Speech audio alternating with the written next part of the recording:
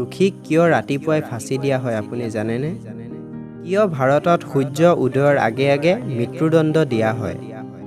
আনকি ব্ৰিটিছ যুগতো ৰাতিপুৱা সূৰ্যৰ প্ৰথম ৰশ্মিৰ আগতেই জেলত মৃত্যুদণ্ড দিয়া হৈছিল। এতিয়াও একেই হৈ আছে।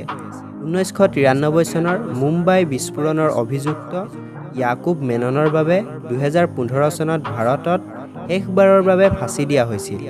এইটো ৰাতিপুৱাই দিয়া হৈছিল। কেৱল ভাৰততে নহয়, বিশ্বৰ য'তেই এতিয়াও ফাঁচি দিয়াৰ প্ৰথা চলি আছে, তাতেই ৰাতিপুৱাতে দিয়া হয়। কিন্তু ভাৰতৰ জেল মেনুৱেলত ফাঁচীৰ সময় সন্দৰ্ভত স্পষ্ট নিৰ্দেশনা আছে। জেলৰ মেনুৱেলত কোৱা হৈছে যে ফাঁচীকাণ্ডটো ৰাতিপুৱাই কৰিব লাগে।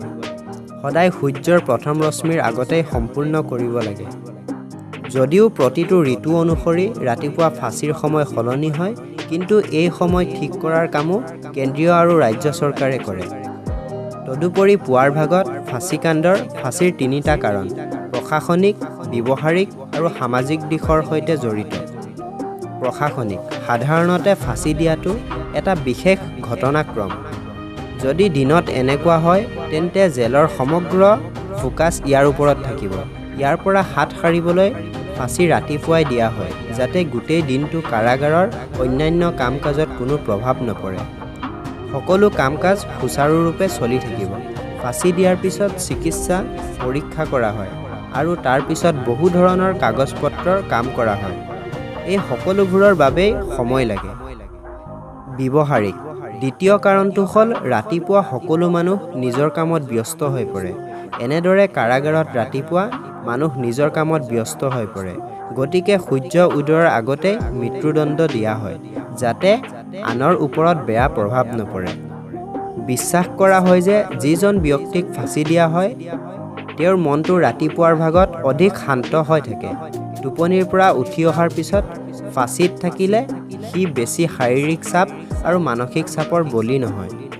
যদি দিনৰ ভাগত ফাঁচি হয়, তেন্তে দোষীজনৰ মানসিক চাপ আৰু মানসিক অৱস্থা বেয়া হ'ব পাৰে। ফাঁচি দিয়াজনে ৰাতিপুৱা 3 বজাত উঠিব লাগে, যাতে ফাঁচি দিয়াৰ আগতে নিজৰ সকলো কাম কৰিব পাৰে। তাৰ ভিতৰত আছে প্ৰাৰ্থনা আৰু কিছু সময় ব্যক্তিগতভাৱে নিজৰ কথা চিন্তা কৰা আদি। আটাইতকৈ ডাঙৰ কথাটো হ'ল ফাঁচি দিয়াৰ পিছত মৃতদেহটো তেওঁৰ আত্মীয়ৰ হাতত তুলি দিব লাগে, যাতে তেওঁলোকে নিজৰ গন্তব্যস্থানলৈ লৈ যাব পাৰে আৰু দিনটোতেই শেষ ৰীতি-নীতি সম্পন্ন কৰিব পাৰে। সামাজিক দিশটোত হুলস্থুল হ'ব নালাগে। ফাঁচীৰ তৃতীয় দিশটো সামাজিক।